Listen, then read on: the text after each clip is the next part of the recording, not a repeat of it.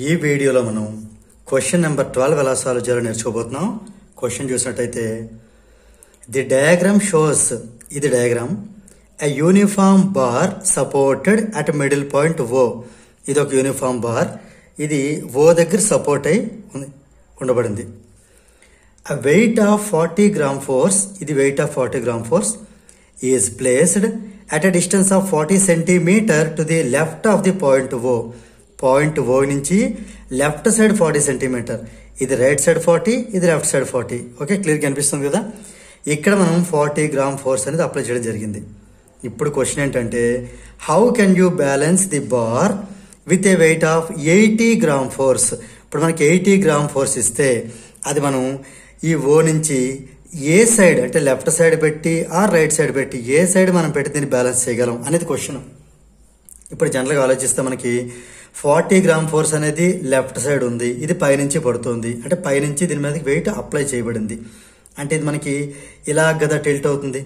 అంటే అబ్జర్వ్ చేయండి, ఇలా టిల్ట్ అయితే దీన్ని ఏమంటాం, ఇలా టిల్ట్ అయితే ఇగో రైట్ సైడ్ పైకి వెళ్ళటం, లెఫ్ట్ సైడ్ కింద రావటం, అంటే ఇది యాంటీ క్లాక్ వైజ్ టిల్ట్ అవుతుంది. ఇది ఇక్కడ నేను రాస్తున్నాను తెలియడానికి, యాంటీ క్లాక్ వైజ్, సిడబ్ల్యూ అంటే క్లాక్ వైజ్ అనుకోండి.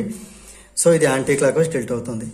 ఇప్పుడు దీన్ని బ్యాలెన్స్ చేయాలి అంటే మనం ఈ 80 గ్రామ్ ఫోర్స్ ఎట్ సైడ్ పెట్టాలి, రైట్ సైడ్ పెట్టాలి, అంతే కదా. ఇప్పుడు ఈ యూనిఫామ్ బార్ అనేది ఎప్పుడైతే ఇటుపక్క వెయిట్ పెట్టామో ఇలా ఉన్న బార్ కాస్త ఇలా తేలిపోతుంది కదా. అంటే లెఫ్ట్ సైడ్ బరువు ఎక్కువైపోయి లెఫ్ట్ సైడ్ కింద దిగి రైట్ సైడ్ పైకి వెళ్ళిపోతుంది. అంటే ఇలా ఉంటుంది. ఇలా ఉందని మనం బ్యాలెన్స్ చేయాలంటే మళ్ళీ రైట్ సైడ్ మనం కొంత వెయిట్ అనేది పెట్టాలి. కానీ రైట్ సైడ్ మనం 80 గ్రామ్ ఫోర్స్ ఉంది, అది ఎక్కడ పెట్టాలి అనేది మనం ఇప్పుడు దీన్ని సాల్వ్ చేయాల్సి ఉంటుంది.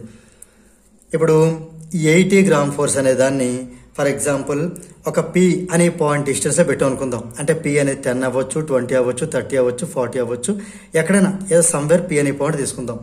అంటే ఇక్కడ మనం ఏం రాద్దాం అంటే let the balancing point on the bar to the right side of the O B P అని రాస్తున్నాను ఇక్కడ నేను.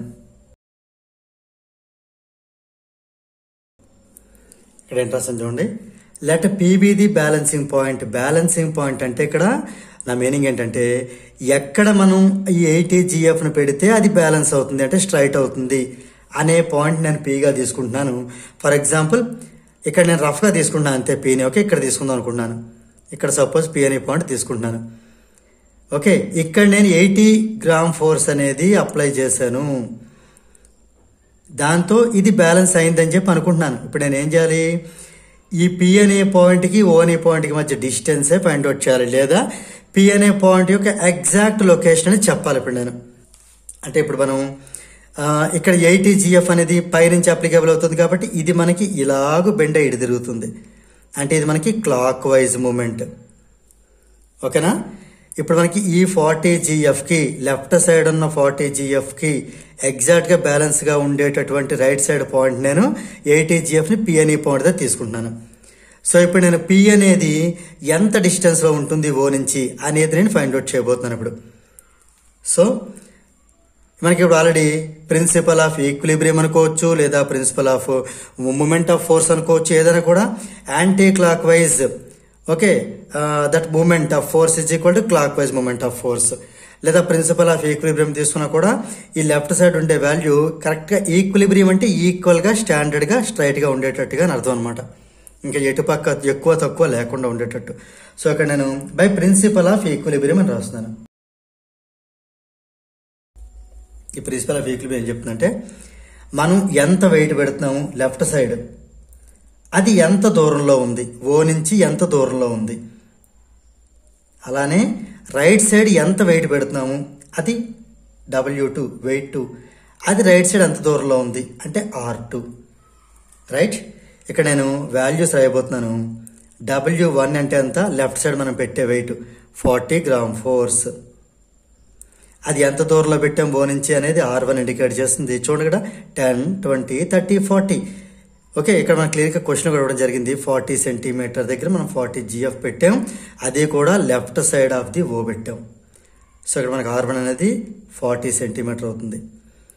వెయిట్ 2 అనేది ఇవ్వడం జరిగింది 80 గ్రామ్ ఫోర్స్, కానీ ఎంత దూరంలో పెట్టాలో మనకు తెలియదు, అది మనం ఫైండ్ అవుట్ చేయబోతున్నాం ఇప్పుడు. సో ఈ వాల్యూ సబ్స్టిట్యూట్ చేద్దామా. ఇక్కడ W1 అంటే 40 ఇంటూ R1 అంటే 40, W2 అంటే 80 ఇంటూ R2 మనం ఫైండ్ అవుట్ చేయాలి. రైట్, ఇక్కడ R2 అంటే జాగ్రత్తగా అబ్జర్వ్ చేయండి. O నుంచి P వరకు ఉండే డిస్టెన్స్ ఇది R2, O నుంచి ఇంతవరకు ఉండే డిస్టెన్స్ ఇది R1, అది అలాగే 40 సెంటీమీటర్ మన క్వశ్చన్ ఇవ్వడం జరిగింది. ఇప్పుడు దీన్ని బట్టి మనకు R2 కావాలి అంటే 80 ఇటు వెళ్తే డివిజన్ అవుతుంది, అంటే 40 ఇంటూ 40 డివైడెడ్ బై 80. క్యాన్సిలేషన్ చేస్తే ఇది 41 జార్ 42 జార్ అంటే 40/2.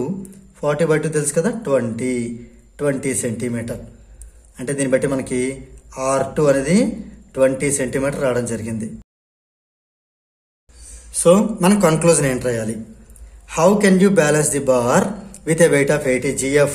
అంటే ఇక్కడ మనం మనకి కన్క్లూజన్ ఏంటి రాయాలి అంటే ఇక్కడ జాగ్రత్తగా అబ్జర్వ్ చేయండి. By placing the weight that is 80 gram force at a distance of 20 centimeter to the right of the point O. అది ఇప్పుడు నేను రాయిపోతున్నాను ఇక్కడ.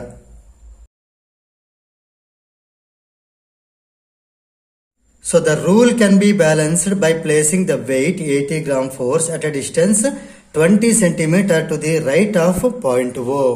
దీంతో మనకి ఈ క్వశ్చన్ నెంబర్ 12 అనేది కంప్లీట్ అయింది.